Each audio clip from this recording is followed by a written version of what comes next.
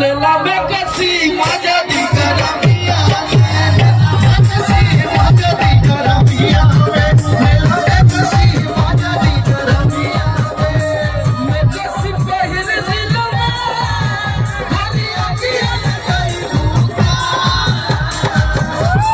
कि सूट सलवार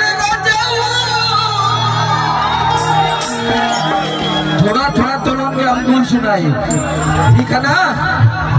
हाँ कि सूट सलवार और साड़ी चुभला कमरिया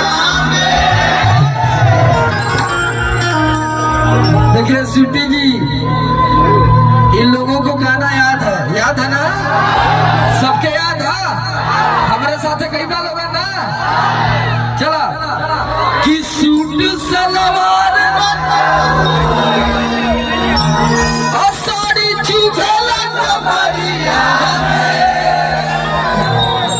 देखा याद है पूरा तो ले लो में कसी मजा दी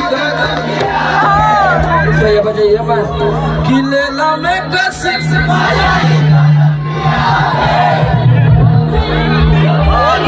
इतना घर परीक्षा में हाई स्कूल इंटर के परीक्षा में अपन क्वेश्चन आंसर याद करते तो कुल पास हो गए कुल हमारे मतलब फेलियर आदमी है ना।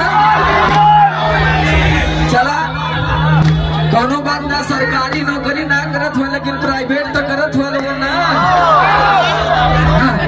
ठीक है हम हूँ प्राइवेट आदमी तो हूँ प्राइवेट आदमी। ज्यादातर देखबा ना तो प्राइवेट जेट पे चढ़ेला सरकारी वाले ना कि ना सही कहती कि ना।